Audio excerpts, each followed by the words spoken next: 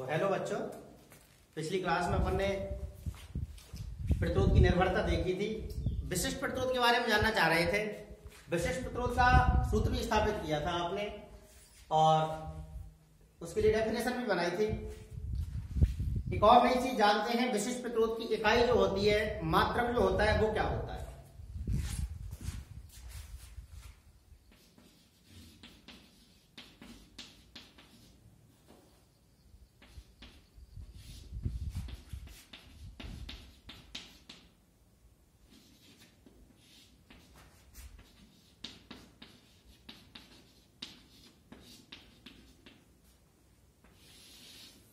प्रतिरोध के लिए अभी आपने ये सूत्र ज्ञात किया था, K बराबर R into A upon L से, इससे ही इकाई निकालेंगे। क्या इकाई निकलेगी देखिए, ये होता है R प्रतिरोध, और प्रतिरोध का मात्रक आपको पता है क्या होता है, ओम गुणा ए का मतलब होता है एरिया, और एरिया का मतलब होता है क्षेत्रफल। क्षेत्रफल लेते हैं आप इसमें मीटर स्क्वायर बटे लंबाई एल को लेते हैं मीटर में बटे मीटर। ये मीटर से घात कट जाएगी, शेष रह गया आपके पास ओम गुणा मीटर। या तो ये याद रख लो, ऐसे नहीं तो ऐसे भी लिख सकते हो, या ओम इंटू मीटर। एक बार ये क्वेश्चन पूछा गया था, क्या पूछा गया था कि ओम गुणा मीटर किस भौतिक राशि का मात्रक है। तो आपका जवाब है विशिष्ट प्रतिरोध या प्रतिरोधकता। तो ये पूरा क्वेश्चन तैयार हुआ इस तरीके से आपके लिए। एक बार रिपीट कर देता हूं मैं। विशिष्ट प्रतिरोध किसे कहते हैं, इसके लिए सूत्र स्थापित करते हुए मात्रक व्युत्पन्न कीजिए। तो कहा था कि इकाई लंबाई एवं इकाई अनुप्रस्थ काट क्षेत्रफल वाले तार के प्रतिरोध को विशिष्ट प्रतिरोध या प्रतिरोधकता कहते हैं। इकाई लंबाई एवं इकाई अनुप्रस्थ काट क्षेत्रफल वाले तार के प्रतिरोध को विशिष्ट प्रतिरोध या प्रतिरोधकता कहते हैं। सूत्र की स्थापना की गई थी तो बताया था उसमें आपके लिए क्या, परिशुद्ध माप यह दर्शाते हैं कि, क्या दर्शाते हैं कि चालक तार का प्रतिरोध चालक तार की लंबाई के समानुपाती होता है, अर्थात R समानुपाती L, समीकरण नंबर 1 कहा था। और अनुप्रस्थ काट क्षेत्रफल A के व्युत्क्रमानुपाती होता है, इसको समीकरण नंबर 2 कहा था। दोनों समीकरणों से काम किया था, समीकरण नंबर 1 तथा 2 से R समानुपातिक L अपॉन A, या फिर R की समानुपाती के स्थान पर आपने K लगाया था, K को बाहर निकाल करके K बराबर R into A upon L, ये फॉर्मेट आपको प्राप्त हुआ था। इससे ये मात्रक निकालते हैं अपन, ओम गुणा मीटर स्क्वायर बटे मीटर, मीटर से स्क्वायर खत्म किया, बन गया ओम गुणा मीटर। इसके बाद में देखेंगे अपन तारों के संयोजित होने की विधियां। तारों का संयोजन किन किन विधियों से किया जाता है।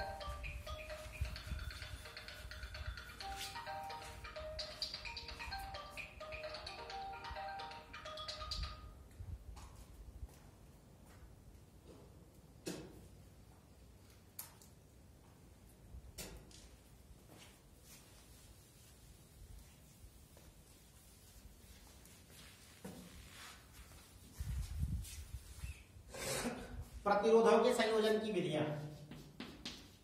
प्रतिरोधों के संयोजन की विधियां।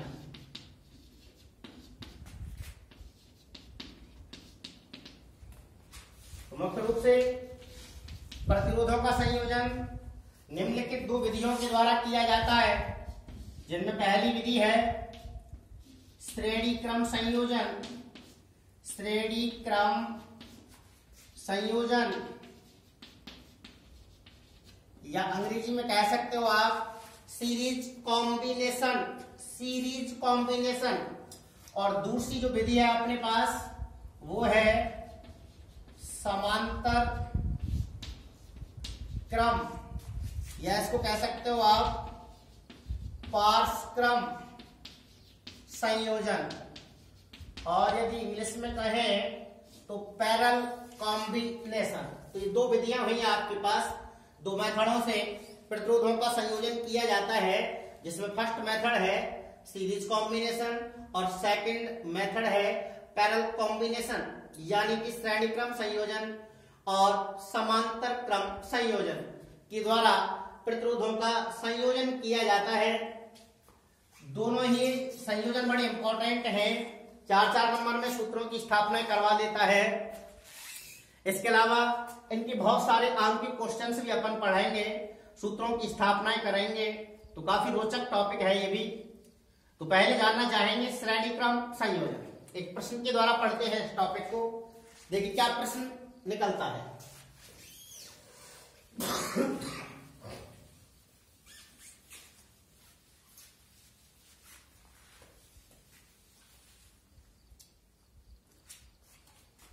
क्वेश्चन, श्रेणी क्रम संयोजन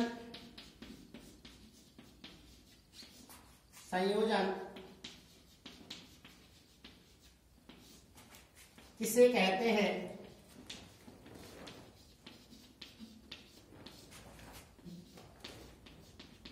श्रेणी क्रम संयोजन किसे कहते हैं?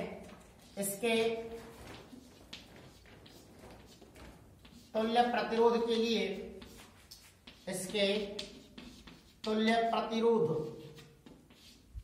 के लिए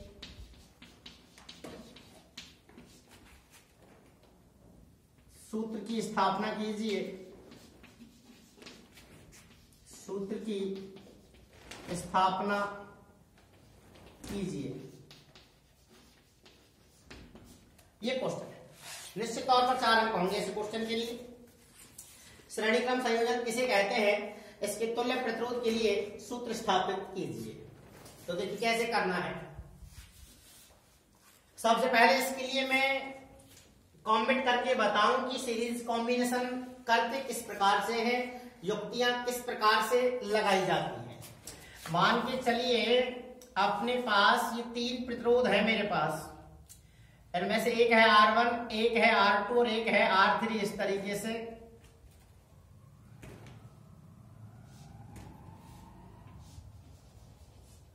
ये प्रतिरोध हो गया R1,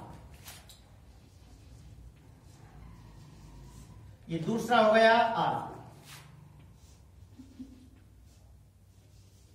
और ये तीसरा हो गया R3। 3 प्रतिरोध है, इस तरीके से मैंने संयोजित किए हैं। तो देखो ये संयोजन किया कैसे है मैंने। प्रतिरोध हो गए R1, R2, R3। यहां देखो ये यहां से और यहां तक ये R1 है आपका, यहां से यहां तक ये R2 है और ये यहां से R3 है। ये R1 का पहला सिरा है, प्रथम सिरा है, और यहां पर ही R1 का दूसरा सिरा है। जहां R1 का दूसरा सिरा संयोजित हो रहा है उसी स्थान पर R2 का पहला सिरा संयोजित हो रहा है। आगे यदि बढ़ते हैं अपन तो इस स्थान पर R2 का दूसरा सिरा संयोजित हो रहा है और R3 का पहला सिरा संयोजित हो रहा है। तो या तो इस तरीके से डिफाइन कर सकते हैं, इसको व्यक्त कर सकते हैं कि ऐसा संयोजन जिसमें प्रथम प्रतिरोधक का द्वितीय सिरा द्वितीय प्रतिरोधक के प्रथम सिरे से, दोबारा सुनेंगे, ऐसा संयोजन जिसमें प्रथम प्रतिरोधक का द्वितीय सिरा द्वितीय प्रतिरोधक के प्रथम सिरे से और द्वितीय प्रतिरोधक का द्वितीय सिरा तृतीय प्रतिरोधक के प्रथम सिरे से संयोजित होता है, तो ऐसी व्यवस्था को क्या कहते हैं? श्रेणी क्रम संयोजन कहा जाता है। ऐसा संयोजन जिसमें प्रथम प्रतिरोधक का द्वितीय सिरा द्वितीय प्रतिरोधक के प्रथम सिरे से, द्वितीय प्रतिरोधक का द्वितीय सिरा तृतीय प्रतिरोधक के प्रथम सिरे से संयोजित होता है, तो फिर उसे श्रेणी क्रम संयोजन कहा जाता है। ये छोटी सी परिभाषा हुई, चलो लिख देते हैं यहां पर श्रेणी क्रम संयोजन। श्रेणी क्रम संयोजन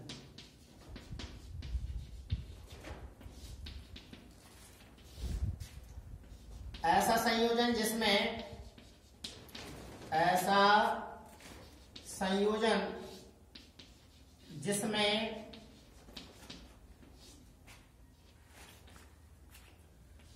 प्रथम प्रतिरोधक का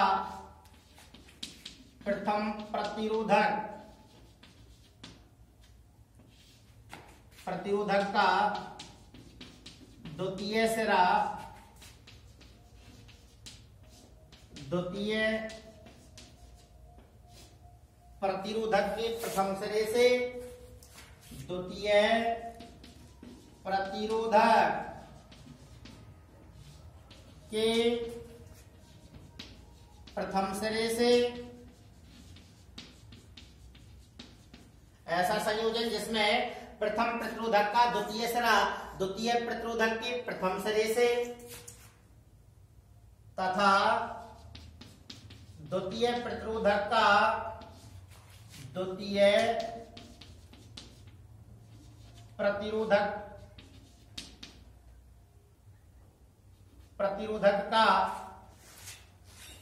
का द्वितीय सिरा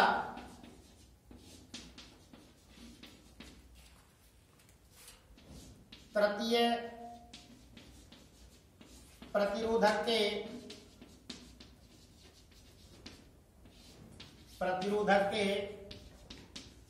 प्रथम सिरे से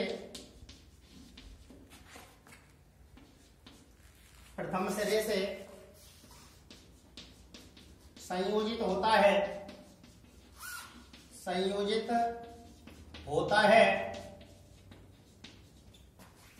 श्रेणीक्रम संयोजन कहलाता है। श्रेणीक्रम संयोजन कहलाता है। आइए सर्किट पूरा करते हैं और फिर बात आगे बढ़ाएंगे। एक बैटरी से संयोजित कर देते हैं इसको। ये बैटरी हो गई इस तरीके से। एक कुंजी के लगा दो चाहे तो, एमीटर ए भी लगा सकते हैं।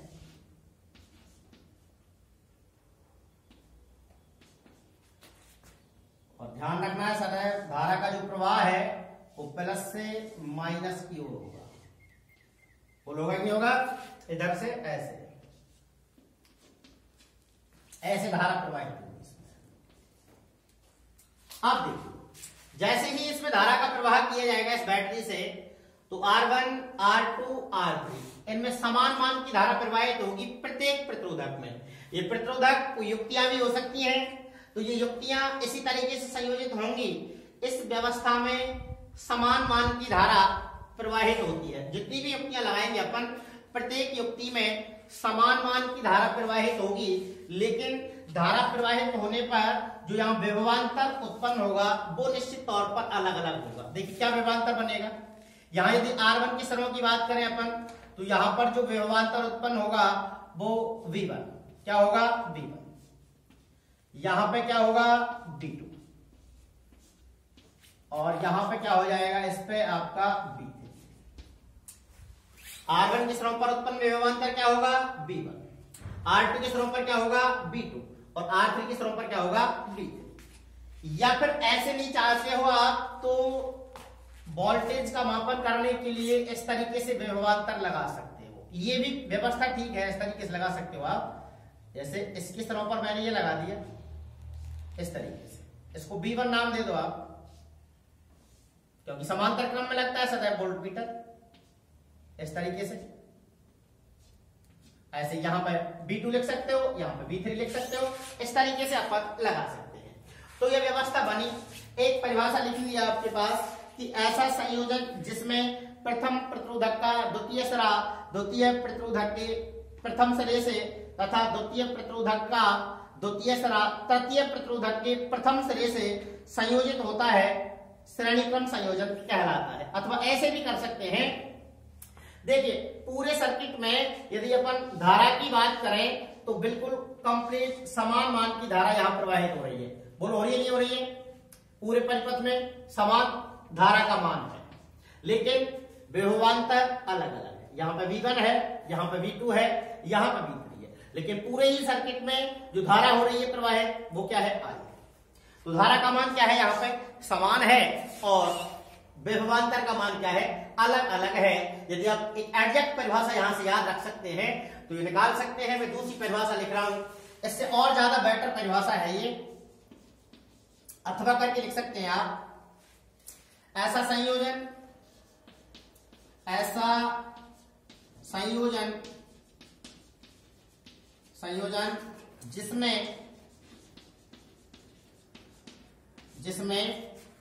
जिसमें धारा I का मान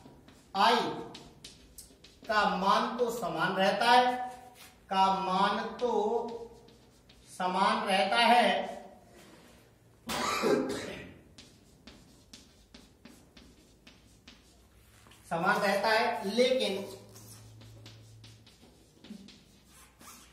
है, लेकिन विभवांतर V कई भागों में विभक्त हो जाता है,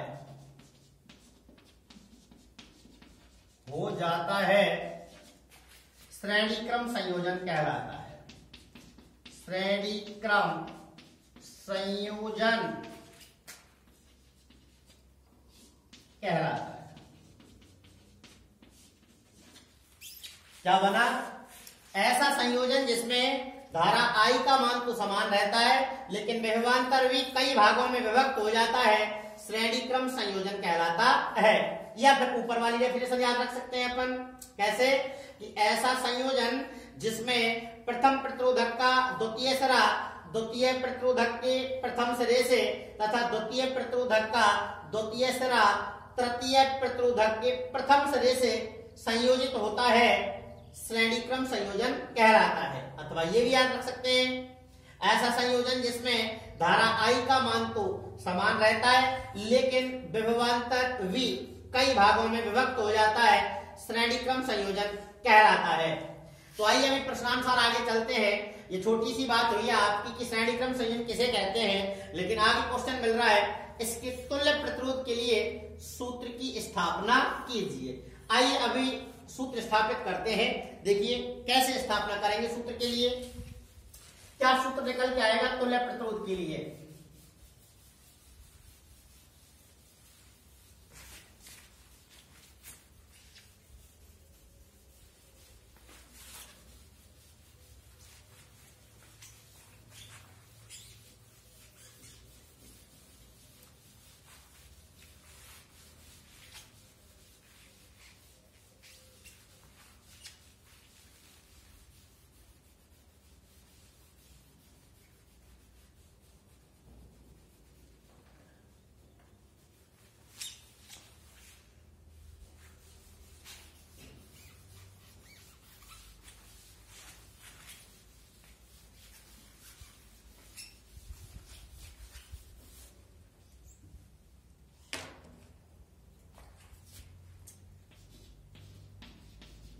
तुल्य प्रतिरोध के लिए सूत्र,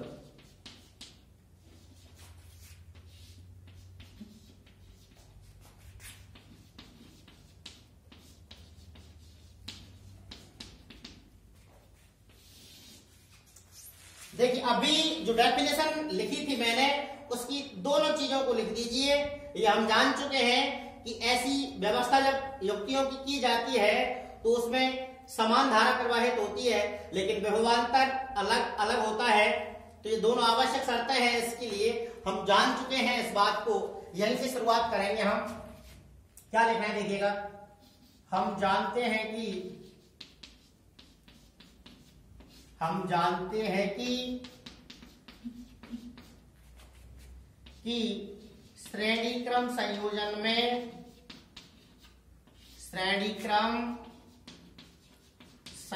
में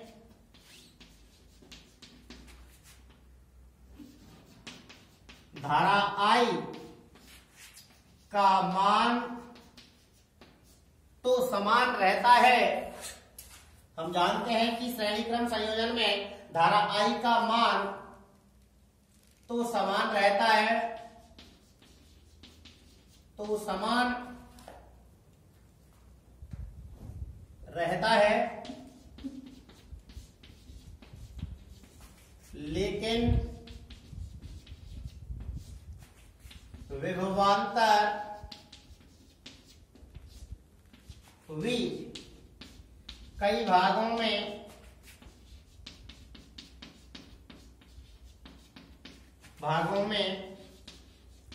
विभक्त हो जाता है।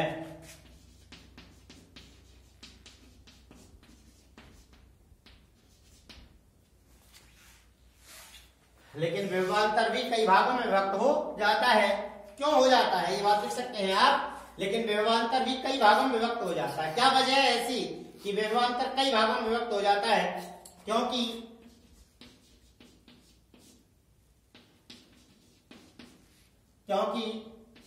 चालक तारों का प्रतिरोध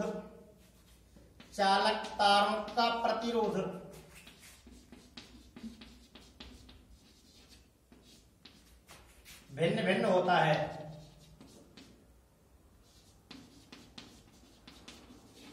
या पहले लिख सकते हो आप इसको। हम जानते हैं कि श्रेणी क्रम संयोजन में धारा I का मान तो समान रहता है, लेकिन प्रतिरोध अलग अलग होने के कारण विभवांतर कई भागों में विभक्त हो जाता है। मान लीजिए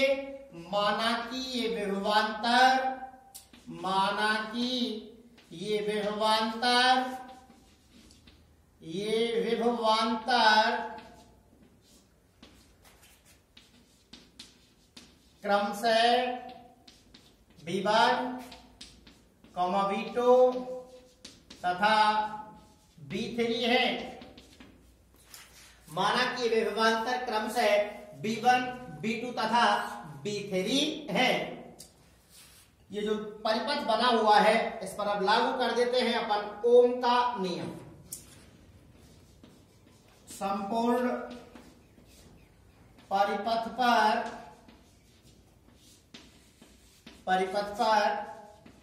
ओम का नियम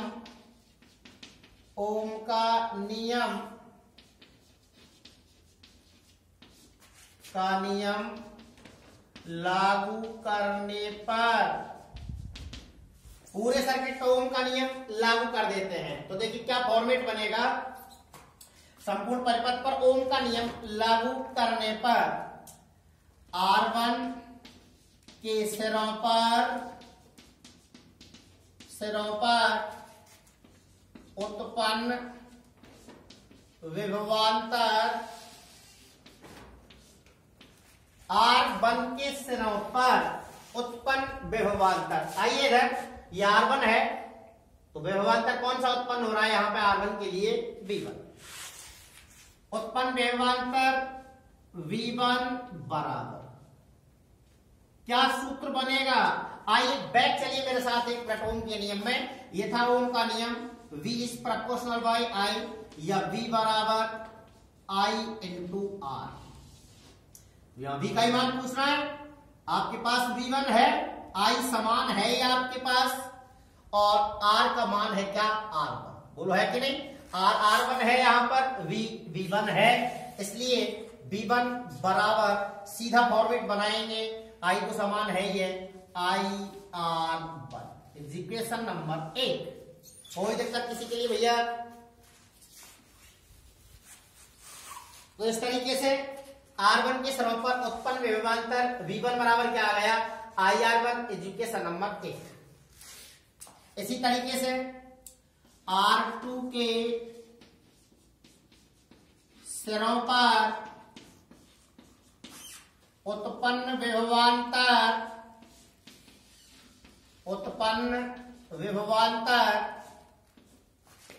V2 बराबर IR2। Equation number 2। इसी तरीके से आगे बढ़ा दीजिए। R3 के सिरों पर सिरों पर उत्पन्न विभवांतर V3 बराबर IR3 इक्वेशन नंबर 3। R1 के सिरों पर उत्पन्न विभवांतर क्या आया है? V1 बराबर IR1। इसी तरीके से R2 के सिरों पर उत्पन्न विभवांतर V2 बराबर क्या आया है? IR2। और इसी तरीके से R3 के सिरों पर उत्पन्न विभवांतर V3 बराबर क्या आया है भाई? IR3 equation number 3।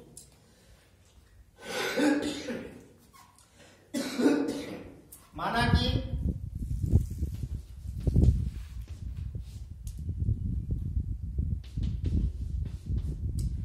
मान लेते हैं कि संयोजन का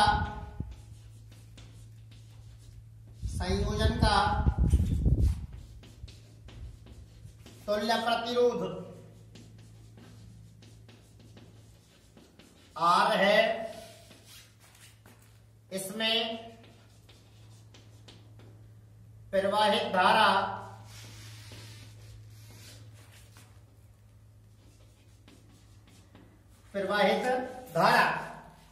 I है, तो उत्पन्न विभवांतर V बराबर क्या आ गया? IR equation number 4।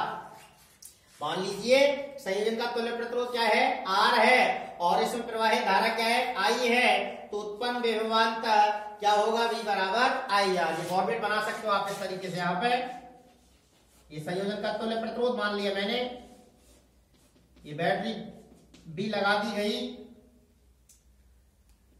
और ये कौन सी K लगा करके यहाँ इस तरीके से ये प्रवाहित धारा हो गई इसमें। माना कि संयोजन का तुल्य प्रतिरोध क्या है? R है, और इसमें धारा कौन सी प्रवाहित हो रही है? I। तो उत्पन्न विभवांतर V बराबर क्या हो जाएगा? IR। समीकरण नंबर लिख दिया मैंने इसको 4। चलिए थोड़ा आगे और बढ़ाते हैं इसको अभी।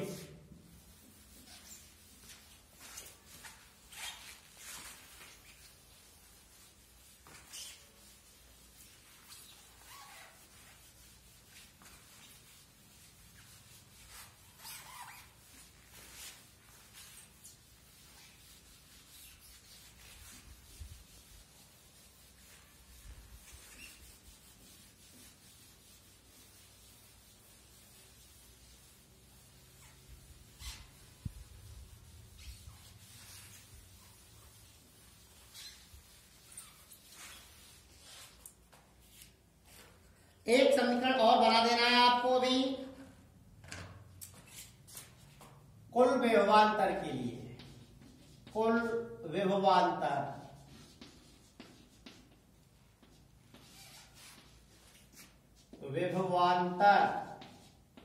कुल विभवांतर V बराबर V1 plus V2 plus V3 equation number 5। 5 समीकरण इस तरीके से हमने बना लिए। देखो V1 के लिए IR1 हुआ, V2 IR2 और V3 बराबर IR3। V बराबर के लिए मान हुआ IR, और अभी अपन ने बना दिया कुल विभवांतर V बराबर V1 plus V2 plus V3। आइए अब लिख देते हैं समीकरण नंबर 1, 2, 3 तथा 4 को। समीकरण नंबर 1, 2, 3 तथा 4 को समीकरण नंबर 5 में प्रतिस्थापित करने पर समीकरण नंबर 1, 2, 3, 4 को समीकरण नंबर 5 में प्रतिस्थापित करने पर देखिए क्या फॉर्मेट बनेगा। समीकरण नंबर 5 में पहले V चाहिए, और V है आपके पास। देखो समीकरण नंबर 4 में है V का मान, तो V का मान क्या है बेटा? IR। ये लिख दो IR। V की जगह पे लिखा मैंने IR बराबर क्या मांग रहा है? देखो V बराबर V1 देखो V1 है आपके पास कहीं ना कहीं, V1 बराबर IR1, तो V1 की जगह पे लिख दो IR1 प्लस V2 क्या है आपके पास IR2, क्या है IR2, और V3 क्या है आपके पास IR3, क्या है IR3। तो इस तरीके से देखो I कॉमन ले लेते हैं, IR बराबर इधर से I कॉमन कर दो, क्या बन जाएगा R1 plus R2 plus R3। यहां देखो ये I से I कैंसिल हो गया, तो क्या हो जाएगा R बराबर R1 plus R2 plus R3। ये सूत्र आया निकल के अपने तुल्य प्रतिरोध के लिए R बराबर R1 plus R2 plus R3। तो इस तरीके से अपन को तुल्य प्रतिरोध के लिए सूत्र की स्थापना करनी होती है। आइए दो एक चीज नई और संयुक्त कर देते हैं इसमें, ये हटाओ यहां से,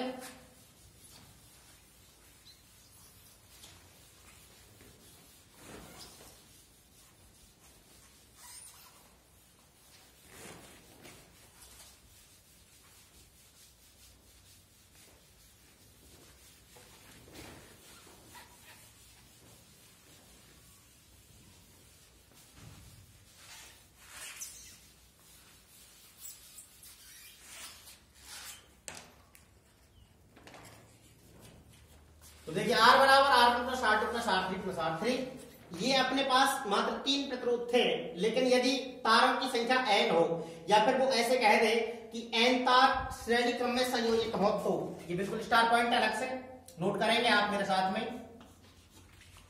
यदि n तार श्रेणी क्रम में, यदि n तार श्रेणी क्रम में संयोजित हो, तो यदि n तार श्रेणी क्रम में संयोजित हो तो क्या फॉर्मेट बनेगा R बराबर R1 plus R2 plus R3 plus and so on plus Rn। इसी क्रम में इसी तरीके से आगे जोड़ते हुए चले जाते हैं। आपका काम यही खत्म हो गया। लेकिन यदि आपसे अलग से पूछ ले या सूत्र ही डाल दे एक नंबर के लिए कि यदि n तार को श्रेणी क्रम में संयोजित किया जाता है तो उनका तुल्य प्रतिरोध कैसे ज्ञात करेंगे, या उनके तुल्य प्रतिरोध का सूत्र लिखिए, तब उस कंडीशन में अपन को ये लिखना है R बराबर R1 plus R2 plus R3 plus and so on plus Rn। तो देखिए इस तरीके से और क्या निष्कर्ष प्राप्त हुए अपन को। निष्कर्ष क्या निकलते हैं इससे? निष्कर्ष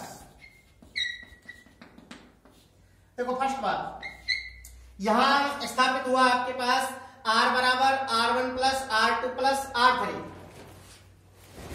तो देखो 3 प्रतिरोध थे आपके संयोजन में। प्रारंभ में जब चित्र देखा था आपने, उसमें पहला प्रतिरोधक R1 था, दूसरा R2 था और तीसरा R3 था। तीनों का कुल योग ही क्या है? तुल्य प्रतिरोध है। बस इसी तरीके से लिख सकते हैं अपन श्रेणी क्रम संयोजन में, श्रेणी क्रम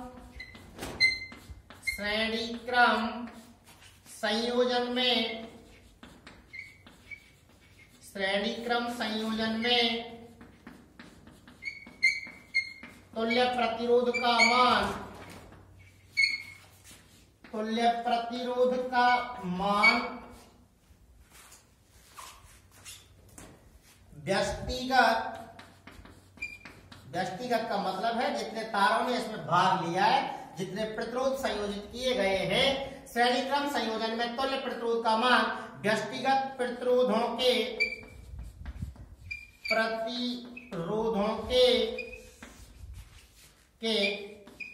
कुल योग के बराबर होता है, कुल योग के बराबर होता है।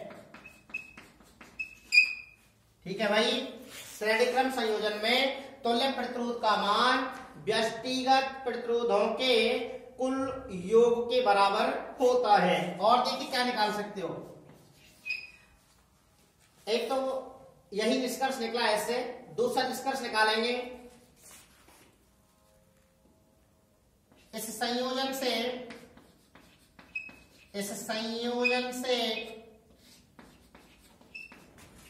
अधिकतम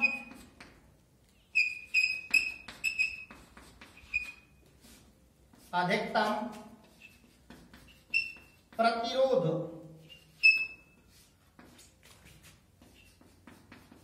प्राप्त किया जा सकता है।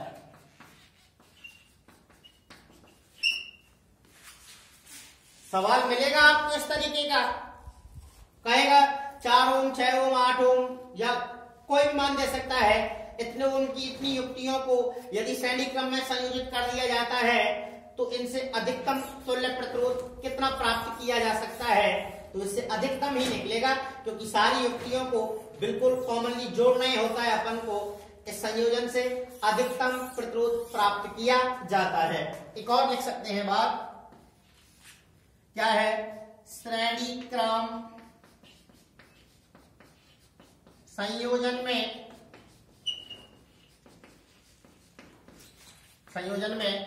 तुल्य प्रतिरोध का मान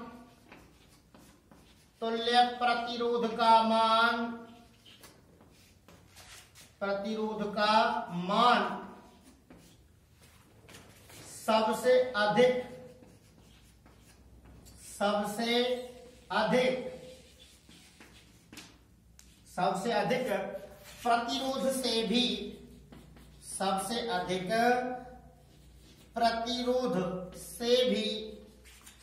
से भी अधिक प्राप्त होता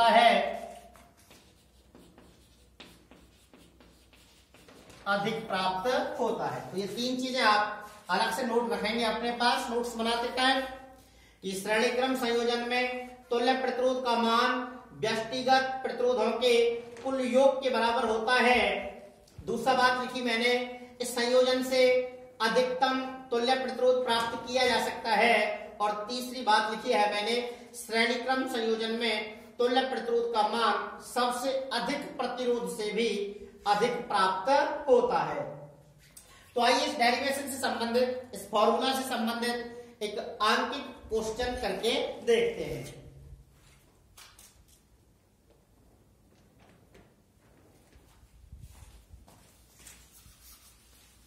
एक आंकिक क्वेश्चन देखते हैं इसके लिए।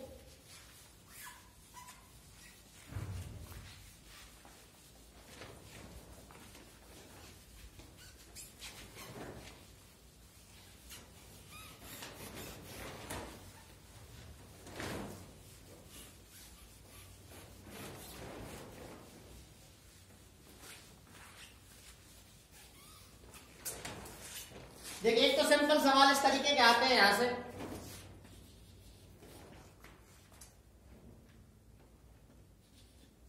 5 ओम, 10 ओम, 15 ओम के 3 प्रतिरोधक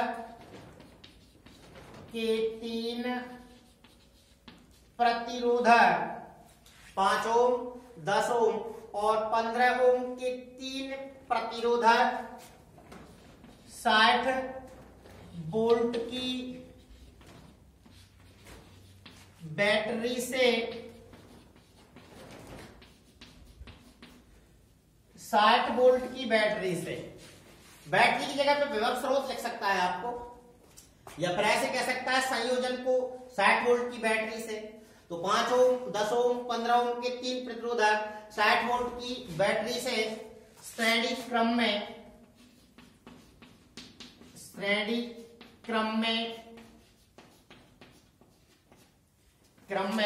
संयोजित है। श्रेणी क्रम में संयोजित है तो ज्ञात कीजिए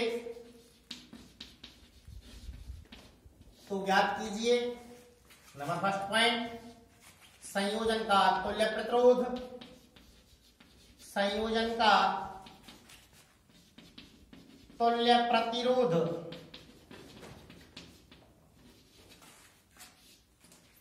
और नंबर बी पॉइंट, संयोजन में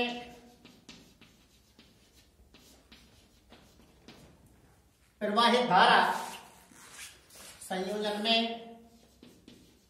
प्रवाहित धारा।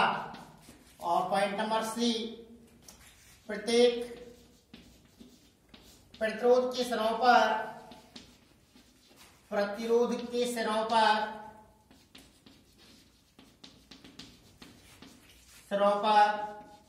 उत्पन्न विभवांतर का,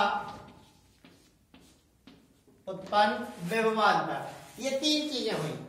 तो सबसे पहले तो आप देखिएगा, संयोजित कर लेते हैं इनको, श्रेणी क्रम में व्यवस्था करवाई है उसने। ये तीन प्रतिरोधक है आपके पास, 5, 10 और 15 के। चाहे तो इस चित्र बना सकते हैं इधर छोटा सा, इस तरीके से।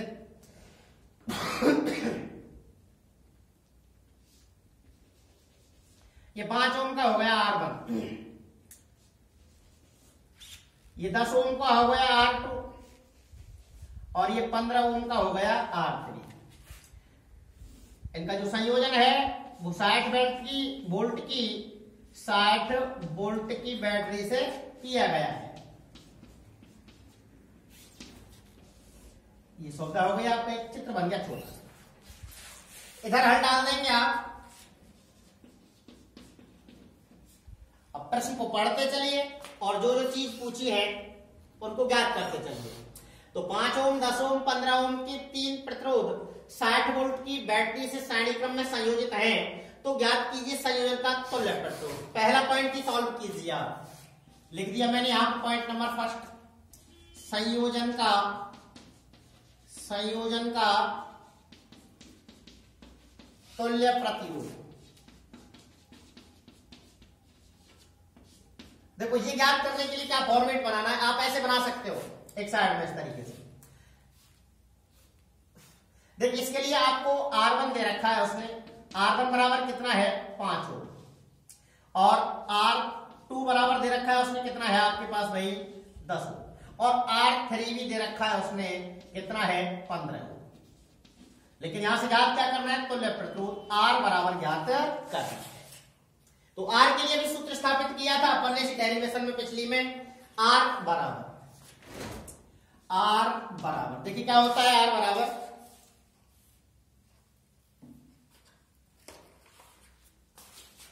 बराबर R1 plus R2 plus R3 बराबर, बिल्कुल सरल फॉर्मेट है। R1 की जगह पर R1 का मान लिखो कितना है भाई 5, प्लस R2 कितना है 10, प्लस R3 कितना है 15। टोटल हुआ 15, 10 25 और 5 30। और प्रतिरोध का मात्रक को आपको याद होगा ही, क्या है भाई O। क्या है बेटा O। तो ये तुल्य प्रतिरोध का मान आ गया कितना ओम, 30 ओम। कितना मान आ गया 30 ओम, तुल्य प्रतिरोध का मान आ गया। 5 और 10 और 15 को जोड़ दिया तो अपन के पास आ गया 30 ओम। अभी दूसरा पॉइंट है आपके पास, संयोजन में प्रवाहित धारा। पॉइंट भी डाल दीजिए, लिखेंगे यहां पे प्रवाहित धारा।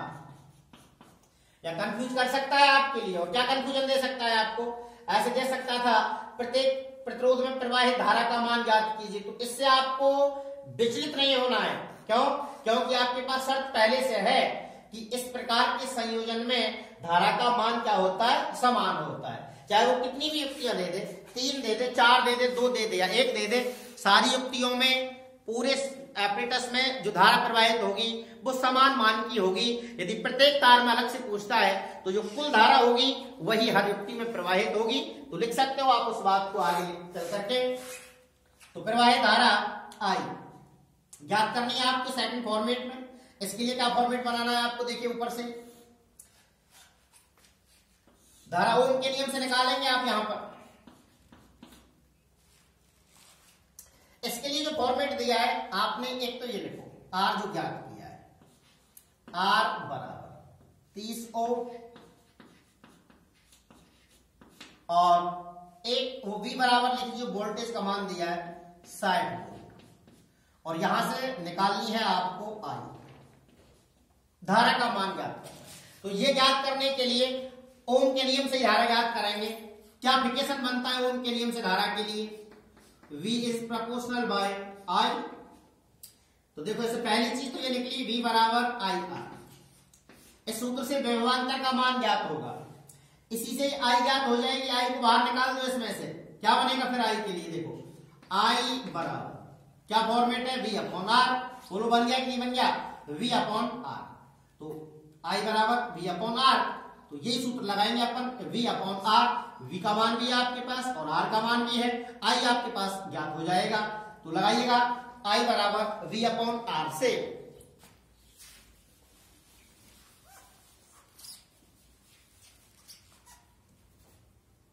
I बराबर V अपॉन आर। तो V का मान कितना है? 60 और R का मान कितना है? 30। 0 से 0 कैंसिल हो जाएंगे, 3 दूनी के 6 बराबर 2। और धारा का जो मात्रक निकाला था आपने प्रारंभ में एम्पियर, 2 एम्पियर। ये दूसरी बात ज्ञात हो गई। अब एक तीसरा बिंदु उसने और दिया है। क्या दिया है? प्रत्येक प्रतिरोध के सिरों पर उत्पन्न विभवांतर का भी मान ज्ञात कीजिए। यहां मैं पॉइंट सी डाल देता हूं, इधर आइएगा। पॉइंट सी विभवांतर। देखिए विभवांतर की सिचुएशन 3 है आपके पास। पहले के सिरे पर होगा V1, दूसरे के पर होगा V2, तीसरे के पर होगा V3। तो यहां से आपको चाहिए I और R दोनों के मान चाहिए। तो R भी है आपके पास और I आपके पास आया है, I बराबर 2 एम्पियर, ये आया है। I का मान 2 एम्पियर आ गया। अब देखिए R1 के सिरों पर उत्पन्न जो विभवांतर होगा वो क्या होगा भाई? V1। क्या V1 होगा? ये V2 होगा, ये V3 होगा। तो पहले V1 निकाल देते हैं। क्या सूत्र निकाला था आपने V1 के लिए? IR1। क्या निकाला था? IR1। तो देखो I कितना है आपके पास? 2 मैंने लिख दिया यहां इनटू R1 कितना है बेटा? 5 ओम। कितना है? 5 ओम। 5 दूने के 10 ओम, सॉरी 5 दूने 10। V माने विभवांतर, और विभवांतर का मात्रक होता है क्या? वोल्ट। तो यहां लिख देंगे वोल्ट या V। इसी तरीके से R2 के सिरों पर उत्पन्न विभवांतर निकाल दीजिए आप। V2 बराबर क्या फॉर्मेट है? IR2। IR2 तो I कितना है आपके पास? 2 और R2 कितना है? 10। कितना है? 10। ये रहा R2 का मान 10। तो 10 दूने 20 वोल्ट ही लगाएंगे। और इसी तरीके से R3 बराबर V3 होगा इसमें। तो V3 के लिए सूत्र है आपके पास IR3 बराबर I का मान कितना है? 2, R3 का मान कितना है? 15। 15 दूनी कितना हुआ? 30 वोल्ट। इस तरीके से आपको सवाल करना है। अच्छा एक और बात बता देते हैं आपके लिए। यहां से सवाल जब हो जाए आपका तो बिल्कुल जांच कर सकते हैं ये कि हमने जो सवाल किया है ये हमारा सही हुआ है या गलत हुआ है। तो देखो इस चीज की जांच करने के लिए एक छोटा सा फॉर्मेट बता रहा हूं मैं आपको। ये वोल्टेज जितने भी आए हैं आपके, ये वोल्टेज और ये मान है आपके काई के? विभवांतर के। ये V1 का है 10 वोल्ट, ये V2 का है 20 वोल्ट और ये है V3 का कितना वोल्ट? 30 वोल्ट। इन सब का टोटल यदि कितना आ जाए, जितने वोल्ट की बैटरी है या फिर जितने वोल्ट का आपको विभव स्रोत दिया गया है, वो वोल्टेज यदि समान हो जाए तो आपका सवाल बिल्कुल सही है, अदरवाइज गलत है। तो देखो ये 10 और 20 30 और 30 कितने हो गए? 60। और यहां भी कितना है आपके पास? 60 वोल्ट है। तो निश्चित है ये सवाल आपका बिल्कुल कैसा है? ओके है। और भी इस तरीके के, ये बिल्कुल सिंपल क्वेश्चन है, और भी इस तरीके के कई क्वेश्चंस आते हैं।